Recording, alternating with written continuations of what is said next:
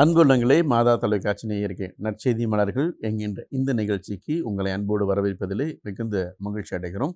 உங்கள் அனைவருக்கும் எங்களுடைய வணக்கங்களும் வாழ்த்துக்களும். கடந்த 2 வாரமாக அருள் சகோதரி ஜெயா சூசை அவங்க தங்களுடைய அனுபவங்களை நம்மோடு பகிர்ந்து கொண்டாங்க. நிறைய காரியங்கள். முதல் வாரத்தில் பார்த்திங்கன்னா அவங்களுடைய சைல்டுஹுட், அவங்க அதோடைய குடும்பத்தை பற்றியும், எப்படி அவங்களுடைய அம்மா வழியாக, அவங்களுடைய அக்கா வழியாக, எலிசபெத் அவங்க வழியாக தேவவெள்ளத்தில் எப்படி கிடச்சிது அப்படிங்கிறத பற்றி அழகாக சொல்லிட்டு இருந்தாங்க.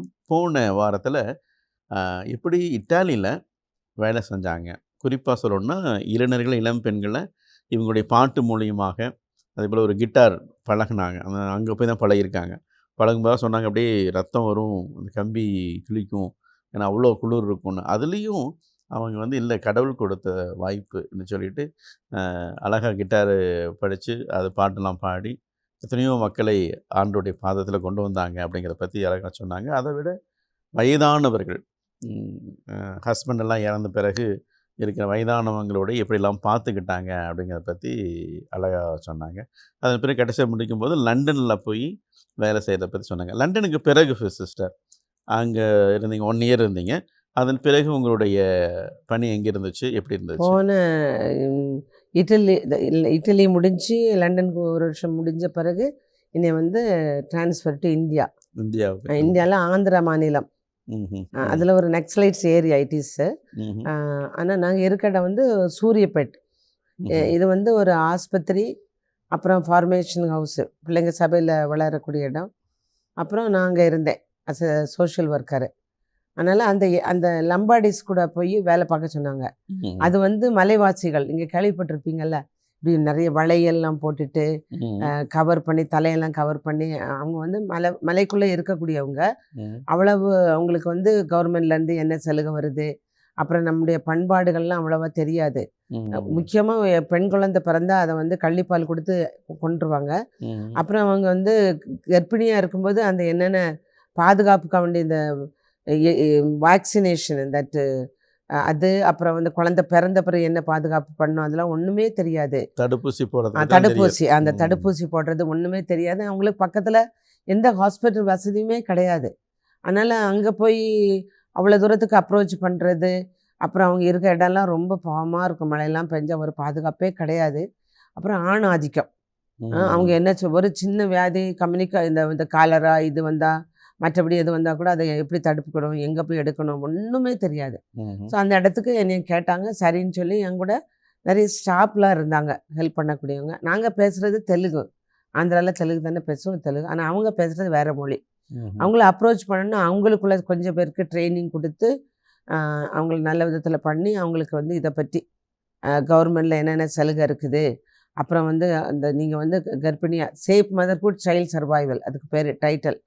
அதனால் அந்த மதர்ஸை எப்படி காப்பாற்றுறது, குழந்தை வயிற்றில் இருக்கும்போது எப்படி, குழந்தை பிரவசமான பிறகு எப்படி, அதுக்கு வேண்டியது எல்லாத்தையும் சொல்லி கொடுத்த பிறகு அவங்களுக்குன்ட்டு எங்கள் ஹாஸ்பிட்டலில் ஃப்ரீ மெடிசன்ஸு அதெல்லாம் நாங்கள் கலெக்ட் பண்ணி ஒரு எல்லா கார்டு கொடுத்துருவோம். அப்படி ஒரு 500 ஃபேமிலிஸ் வி ஹவ் டேக்கன். அப்புறம் அந்த பிள்ளைங்களுக்கு எஜுகேஷனை பற்றியோ ஒன்றும் தெரியாது. அதனால் நாங்கள் அந்த பிள்ளைங்களுக்கு எஜுகேஷன் கொடுக்கணுன்னா எங்கள் ஸ்கூல் இருக்குது, அதில் பக்கத்தில் அந்த ஸ்கூலில் ஃப்ரீ எஜுகேஷன் அப்படி அதில் ஜாயின் பண்ணி விட்டுட்டோம். அப்புறம் அவங்கள்ட்ட நிறைய லேடிஸை நாங்கள் நல்லா ப்ரிப்பேர் பண்ணி அவங்க லாங்குவேஜை வழியாகவே எல்லாத்தையும் சொல்லி கொடுத்து கவர்மெண்டில் போய் எங்கெங்கே எந்த உதவி என்னென்ன வீடு கட்டுறதுக்கோ, தண்ணி வசதியோ எல்லாமே, லேண்டில் ஏதாவது ப்ராப்ளம், ஏதாவது ஹெல்ப்போ எல்லாம் சொல்லி கொடுத்துட்டோம். அப்படி சொல்லி கொடுத்து கொஞ்சம் கொஞ்சமாக அவங்கள அப்ரோச் பண்ணும்போது முதல்ல அவங்க நம்மகிட்ட பார்ப்பாங்க, நம்ம எந்த மனப்பான்மையோடு அவங்கள அப்ரோச் பண்ணுறோம், நம்மளுக்கு உண்மையாகவே அவங்க மேலே இன்ட்ரெஸ்ட் இருக்கா, நம்ம இன்ட்ரெஸ்ட் எடுத்து அதெல்லாம் செய்கிறோமா, நம்முடைய ஊழியத்தில் அவங்க அதில் இறைவனுடைய பிரச்சனத்தை உணர முடியுமா. அதான் அங்கே அவங்ககிட்ட எல்லாம் போய் நற்செய்தியை வாசிக்கிறதெல்லாம் ஒன்றும் கிடையாது. ஏசு என்ன செய்தார், போனார், மக்கள்கிட்ட போனார், ஏழை மக்கள்கிட்ட போய் அவங்களுக்கு என்னென்ன தேவைன்னு பார்த்து அதை செய்தார். அதே தான் நாங்கள் செய்தோம். அப்படி செய்யும்போது அது 14 வருஷமும் 14 நாள் மாதிரி ஆயிட்டு. ஒரு தடவை நம்ம அவங்களுக்காண்டி வாழ்கிறோன்னு தெரிஞ்சு அவங்க உயிரை கூட கொடுப்பாங்க. அப்படிப்பட்டவங்க சில ஃபங்க்ஷன் வரும்போது நான் அவங்க ட்ரெஸ்ஸே போட்டிருக்கேன். ட்ரெஸ்ஸை போட்டு அவங்க அந்த ஃபோட்டோவில் இப்போ 40 வருஷம் ஆகிட்டு போய் அந்த முடிஞ்சாலும் ஒரு சில ஃபோட்டோ இருக்குது. ஆனால் அவங்க கூட டான்ஸ் ஆடுறது, அவங்க கல்ச்சர் மாதிரி என்னெல்லாமோ ப்ராக்டிஸ் பண்ணுறது, அவங்க ஸ்கூலுக்கு ப்ரிப்பேர் பண்ண சாப்பாடை ஒன்றா அந்த ஒரு ஃபேமிலி அட்மாஸ்பியரை உருவாக்கிட்டோம். அதனால் ஈஸியாக நாங்கள் சொல்லி கொடுக்குறதெல்லாம் லேர்ன் பண்ணி இப்போ பார்க்க போனால் அவங்க பனைமரம் மேலே உயர்ந்துட்ட பிள்ளைங்கள்லாம் நல்ல பெரிய பெரிய பதவியில் இருக்காங்க. நல்ல முன்னால் மாதிரிலாம் கிடையாது. அவங்களுக்கு நல்ல வீடு, சுகாதாரம்னா என்னது, குழந்தை பிறந்தோடனே என்ன செய்யணும், குழந்தை வயிற்றில் இருக்கும்போது என்ன பார்க்கணும், அப்படிலாம் நம்ம சொல்லிக் கொடுக்காமலே ஒருத்தருக்கு ஒருத்தர் அவங்க எஜுகேஷன் பண்ணி நல்லா வந்துட்டாங்க. அந்த வேலையை ஒரு 14 வருஷம் நான் வந்து சந்தோஷமாக செய்தேன். எப்போவுமே எனக்கு வந்து வேலை முடிஞ்ச உடனே நான் வீட்டுக்கு வரும்போது ஆண்டவர்கிட்ட உட்காந்து ஜெபிப்பேன். எனக்கு வந்து நான் என்னால் ஒன்றுமே செய்ய முடியாது. அந்த பவுலடிகார் சொன்ன மாதிரி மை கிரேஸ் இஸ் சஃபிஷியன்ட் மாதிரி, என் கிருபை உனக்கு போதும். அதனால் என்ன கஷ்டமோ என்ன துன்பமோ அவங்ககிட்ட போகும்போது ஒரு மாதிரி முகத்தை காட்டுறதோ கிடையவே கிடையாது. அவங்கெல்லாம் ஆண்டவரால் கொடுக்கப்பட்ட மக்கள். அதுக்காண்டி என்னுடைய வாழ்க்கையை நம்ம அர்ப்பணிச்சிருக்கோம். அப்படிங்கிறனால அப்புறம் எங்களோட கூட செய்கிற ஒர்க்கர்ஸ் ரொம்ப நல்லவங்க. அவங்களுக்கும் நல்ல விதத்தில் அவங்கள ட்ரீட் பண்ணி கூட பிறப்பு மாதிரி வச்சு பார்த்துக்கிட்டு அவங்களோட ஒன்று சேர்ந்து அவங்க நல்ல மனசார அவங்கள எப்படி கொண்டு வர முடியுமோ அப்படி கொண்டு வந்து அந்த அதில் கூட அதுக்கப்புறம் நான் பின் வாங்கிட்டேன். ஏன்னா அவங்க ஒரு தடவை வாழ்க்கையில் முன் வந்த பிறகு நான் தான் அங்கே நின்றுட்டு அப்படிலாம் கிடையாது. ஆண்டவர் கொடுத்த கூடையே நான் கொடுத்தேன். அவங்க நல்லா இருக்காங்க. Very nice. நக்ஸலைட்டோட நீங்கள் வேலை செஞ்சீங்க, அதாவது அங்கே இருந்த இடத்துல வேலை நக்ஸலைட்ஸ் இருந்தாங்க. அவங்களெல்லாம் பார்த்துட்டு நம்ம பயந்து போய் நான் போக மாட்டேன் அப்படிலாம் சொல்லலை. சோஃபார் அவங்க எங்களுக்கு தொந்தரவே தரல. சில இடத்துல இருந்தது, சில இடத்துல இல்லை. அந்த மாதிரி தொந்தரவுகள் அப்படின்னு சொன்னீங்களா? ஏதாவது அந்த மாதிரி அனுபவங்கள் தான் இருக்கு உங்ககிட்ட? நம்மளே நம்ம பாதுகாத்துக்கிடணும், அதான். ஆனால் வந்து இட் வாஸ் தேர் பிகாஸ் அவங்களாம் வருவாங்க போவாங்கன்னு சொல்லிட்டு நம்ம ஒதுங்கி இருக்க முடியாது. ஏன்னா ஒரு தடவை நம்ம வாழ்க்கை அர்ப்பணிச்சா அந்த வாழ்க்கையில் அது என்னென்ன கஷ்டங்கள் வரும்போது அன்னைக்கு எத்தனையோ வருடம் நான் வந்து மிஷன் சேவையில் நிறைய இடத்துக்கு போயிருக்கேன். தனியாக போயிருக்கேன், வந்திருக்கேன், இருந்திருக்கேன். ஆனால் ஆண்டோடைய பற்றுதல் அவருடைய கரை இறுகமாக இருக்கும்போது என்னை ஒன்றும் யாராலையும் செய்ய முடியாது. அந்த அதுக்காண்டு பயந்து போய் ஐயோ நக்ஸலைட்ஸ் வருவாங்க நான் போய் செய்ய மாட்டேன்னா அவங்கள யார் பார்த்துக்கிடுவாங்க? அதனால் அந்த நம்பிக்கை இருக்குது. ஒரு சைடு நெகட்டிவாக இருந்தாலும் ஒரு side positive. The God's hand, mother's hand is there, mother Mary's hand. So in that way we clash also, that is a relief. But எல்லாத்தையும் நம்ம ஃபேஸ் பண்ணணும், அல்லாட்ட அடுத்தவங்க முன்னேற முடியவே முடியாது. சரி சிஸ், நக்ஸலைட்ஸில் அங்கே முடிச்சிட்டிங்க, அதுக்கப்புறம் வேறு எங்கே இருந்தீங்க? 2017 பணிமாற்றம் பாதை. அப்போ நான் வந்து ஒரு 45 வருஷம் வேலை பார்த்தனால ஒரு பிரேக் இருக்கும் எனக்கு. அதில் நான் போய் சம் கவுன்சிலிங்கு அப்புறம் ஸ்டடீஸ்லாம் முடிச்சுட்டு 18 வந்து ஏலகிரியில் சலேஷன்ஸ் இதில் அவர் தான் எனக்கு நிறைய ஹெல்ப் பண்ணார். அந்த ஃபாதர் பிரின்சிபால். மலைக்கு மேலே இருக்கு, ஏலகிரி மலைன்னு சொல்லுவாங்கல்ல, அதில் இந்த மக்கள் தான் புரோக்கன் ஃபேமிலிஸு, பிரிந்து போன குடும்பங்கள், விடுபட்ட குடும்பங்கள், அப்படி நிறைய பிள்ளைங்க. அந்த பிள்ளைங்களை செலக்ட் பண்ணி அப்படி நிறைய பிள்ளைங்களுக்கு எஜுகேஷன் கொடுத்துட்டு இருந்தாங்க. டிகிரி படிக்கலாம் அப்படின்னு எல்லாமே ஃப்ரீ எஜுகேஷன். நல்ல அப்போ அங்குள்ள சிஸ்டர்ஸ் 3 பேர் போயிட்டாங்க. நான் ஒரு பிள்ளைக்கு வண்டி போயிருந்தேன் அந்த ஃபாதர்கிட்ட. அப்போ அந்த ஃபாதர் சொன்னார், ஜியா நான் உனக்கு எவ்வளோ ஹெல்ப் பண்ணியிருக்கேன், ஒரு வருஷம் எனக்கு கொஞ்சம் ஹெல்ப் பண்ணு அப்படின்னோடனே அதில் ஐ set okay, I ask permission, I got inside. அப்போ வந்து அங்கே வந்து பிள்ளைங்களுக்கு கவுன்சிலிங், நர்ஸு, வார்டன் 3ஐயும் நான் செய்தேன். 240 பிள்ளைங்க அங்கே இருந்தாங்க. ஆமாம், அது வந்து ரொம்ப ரொம்ப கஷ்டமான வேலையாக இருந்தாலும் அதையும் நான் நல்லா ஏற்றுக்கிட்டு அந்த பிள்ளைங்களை எப்படி கவனிக்க முடியுமோ, அந்த பிள்ளைங்களுக்கு எப்படி அந்த நம்ம ஒரு குடும்ப அன்பை கொடுக்க முடியுமோ, கடவுளோட பயத்தை கொடுக்க முடியுமோ, நிறைய விதங்களாக நடக்கும். அது பொறுமையாக இருந்து எல்லாம் செய்தேன். முக்கியமாக அந்த நர்சிங் பணி காய்ச்சல் ஆகிட்டாங்களோ என்ன பக்கத்தில் இருந்து அதில் கவனிக்கிறது எல்லாமே செய்வேன். அதில் தேவர் டேக்கன் அப். அப்படிலாம் பார்க்கும்போது ரொம்ப சந்தோஷமாக 1 இயர் தான் பெர்மிஷன் கொடுத்தாங்க. செய்துட்டு நேராக நான் பெங்களூரில் ட்ரான்ஸ்ஃபர் ஆகிட்டேன். அது 2018 இப்போ 2024 பாஸ்டரல் ஒர்க்கு. ஃபாதர்ஸ் வந்து அங்கே 3 இது இருக்குது பங்கு. டான் போஸ்கோ, அப்புறம் வந்து லிங்கராஜபுரம் சென்ட் ஜோசப், அது ரன் பை டயசிசன் அந்த மறை மாவட்டம். 3வது வந்து ஹோலி ஸ்பிரிட் ரெடம்ட்ரிஸ் ஃபாதர்ஸ். நாங்கள் அது பக்கத்தில் இருக்கனால நான் வந்து அந்த பங்குக்கு தான். ஆனால் இனி வந்து ப்ரொவின்ஷியல் அந்த லிங்கராஜபுரம் அதில் போய் சேர சொன்னாங்க. அப்போ அந்த ஃபாதர் ஒருத்தர் தான் இருந்தார். சப்ஸ்டேஷன் இன்ட்டு பங்காக மாறும்போது கொஞ்சம் ப்ராப்ளமாக இருந்தனால அசிஸ்டன்ட் பார்ட்டிசிபேட் யாருமே இல்லை, எல்லா விதத்துலேயும் ஹெல்ப் பண்ணேன் அங்கே. அப்புறம் இப்போ வந்து 4வது வருஷம். ஆக்சுவலி அங்கே என்னதுன்னா நன்மை கொடுக்குறது இப்போ நல்லா அழகாக டெவலப் ஆகிட்டு. அப்போ அங்கே பிஷப் ஹவுஸ்லேருந்து 2 ஃபாதர்ஸ் இருக்காங்க. பாரிஸ் ப்ரீஸ்ட் அசிஸ்டண்ட் நல்லா கொண்டு வராரு. யூத் அனிமேஷன் அது இதுன்னு நல்லா கொண்டு வராங்க. ஆனால் வந்து எனக்கு வந்து நன்மை கொடுக்குறது 3 மாதத்துக்கு நன்மை கொடுப்பேன் சண்டேயில். அப்புறம் ஏதாவது ஃபங்க்ஷன் ஃபீஸ்ட்டு கம்யூனியனுக்கு இந்த இது புது நன்மைக்கு ஸ்பெஷல் கிளாஸ் கொடுப்பேன். என்னுடைய எக்ஸ்பீரியன்ஸை ஷேர் பண்ணி கொடுக்க சொல்லுவார். அதுக்கப்புறம் மேரேஜ் ரெட்டிஃபிகேஷன் எங்கள் கான்வென்ட்டில் 1 மந்த் கவுன்சிலிங் அப்படி நிறைய பேரை ப்ரிப்பேர் பண்ணுவேன். அதுக்கப்புறம் 15 ஃபேமிலிஸு வியாதியாக இருக்கவங்க, சிக்காக இருக்கவங்க, வயசானவங்களுக்கெல்லாம் போய் நன்மை கொடுக்கறது. நன்மை கொடுக்கறது ஜஸ்ட் நோ. என் கூட ஒருத்தர் இருக்காங்க சலேஷன் கொலாபரேட்டர், அவங்க பேர் ரெஜி. Very dedicated woman.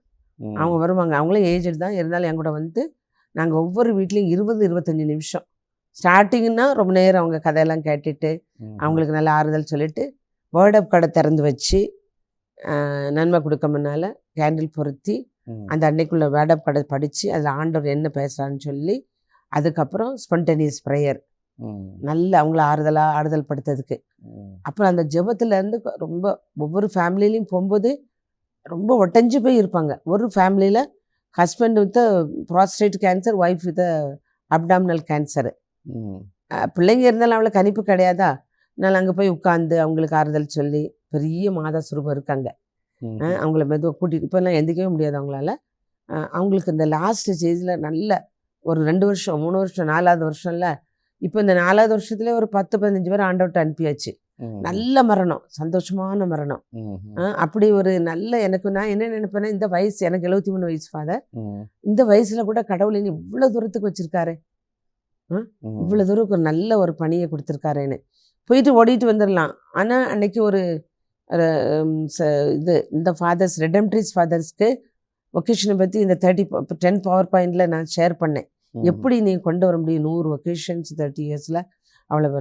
அப்போ தான் சொன்னேன்ல, நான் என்ன சொன்னேன்னா ஒருத்தர் லே பர்சன் அங்கே இருந்தார். அவர் சொன்னார், சிஸ்டர் எங்கள் அக்காவுக்கு நன்மை கொடுக்க வருவாங்க, ஆனால் அவங்க வந்து உங்களை மாதிரி நன்மை கொடுத்துட்டு போக மாட்டாங்க.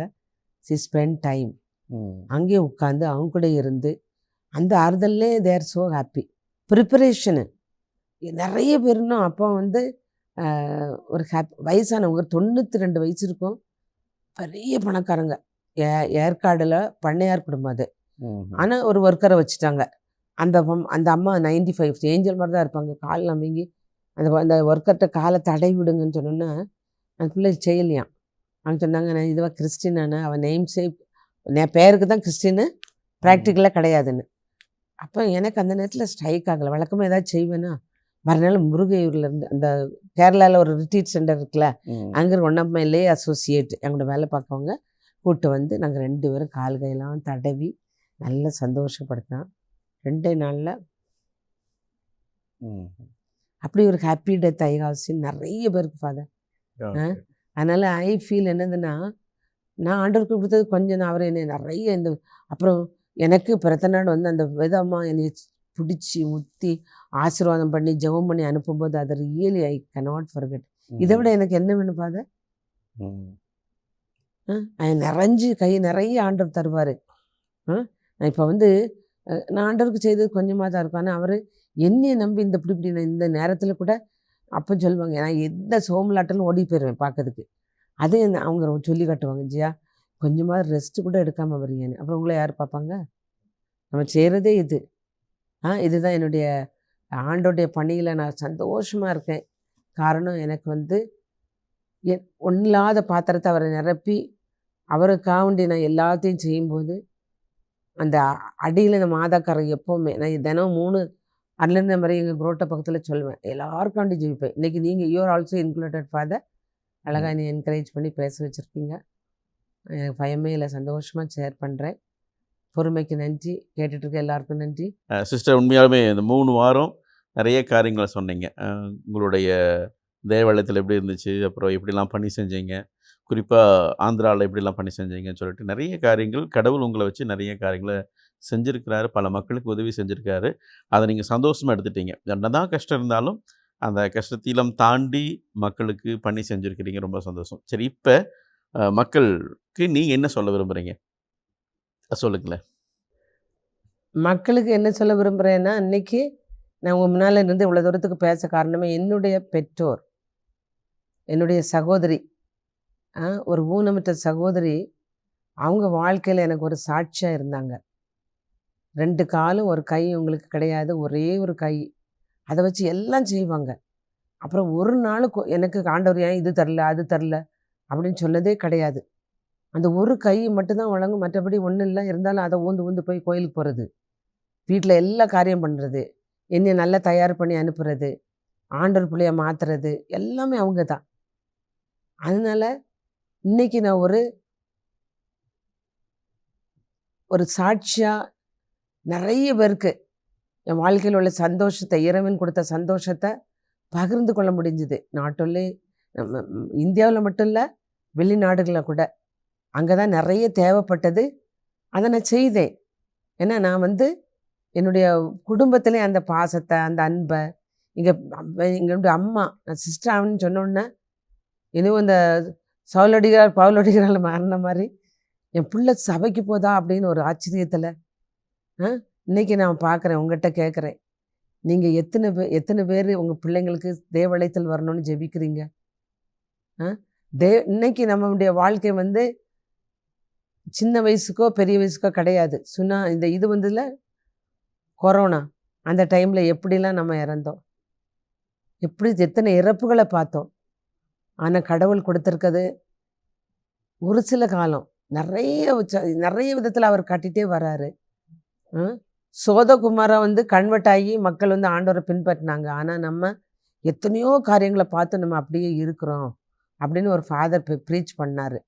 ஆனால் உங்கள்கிட்ட நான் என்ன கேட்குறேன்னா, நீங்கள் தான் அவங்களுக்கு வழிகாட்டுகள். ஒரே பிள்ளை 2 பிள்ளை என்னாலலாம் அனுப்ப முடியாதுன்னு தான் நான் கேள்விப்பட்டிருக்கேன். கிடையவே கிடையாது. அந்த ஒரு பிள்ளையோ 2வது பிள்ளையோ ஆண்டவர் வேணும்னு கேட்டால் என்ன செய்வீங்க? அந்த பிள்ளைங்களுக்கு ஊக்கம் கொடுக்குதே உங்களுடைய சாட்சி நிறைந்த வாழ்க்கை. வெளிநாட்டில் நான் போனால் எல்லாம் புரோக்கன் ஃபேமிலிஸாக இருந்தாலும் நம்முடைய இந்தியன் மக்களார் யுனைடெட், லவ்விங், அப்படி இப்படின்னு ரொம்ப அன்பாக இருப்பாங்க, ரொம்ப பாசமாக இருப்பாங்க, பக்தியாக இருப்பாங்க, பூசைக்கு போவாங்க, ஆண்டவர்கிட்ட வழியில் நடப்பாங்கன்னு சொல்கிறேன். ஆனால் இந்த வருடம், இத்தனை வருடம் சிஸ்டராகி 50 வருஷம் ஆகுது.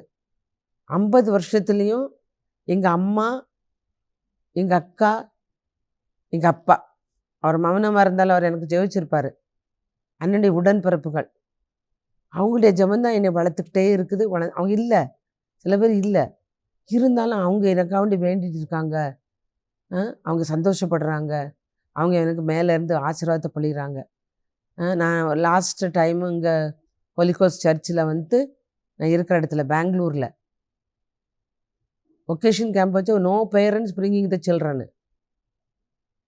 இவ்வளோ தூரம் ஆண்டவர் உங்களுக்கு இவ்வளோ ஆசீர்வாதத்தை கொடுத்துருக்கும் போது பல இடங்களில் பார்க்குறோம், என்னெல்லாமோ நடக்கு. நம்மளை மட்டும் பாதுகாப்பாக வச்சுருக்க இறைவனுக்கு, அவருக்கு நம்ம என்ன கொடுக்குறோம்? ஒரு அழைத்தலுங்கிறது பெரிய கிருபை.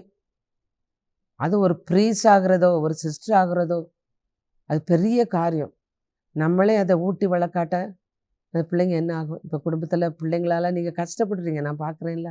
ஃபேமிலி விசிட்டு போனால் பெற்றோர் கஷ்டப்பட்டு ஆளாக்கி விட்ட பிள்ளைங்களை அதுக்கெல்லாம் தனியாக விட்டுட்டு கண்ணீர் வடிக்கிறத பார்த்துருக்கேன். ஆனால் இன்னும் அவங்க அன்பு செய்கிறாங்க அவங்க பிள்ளைங்களை.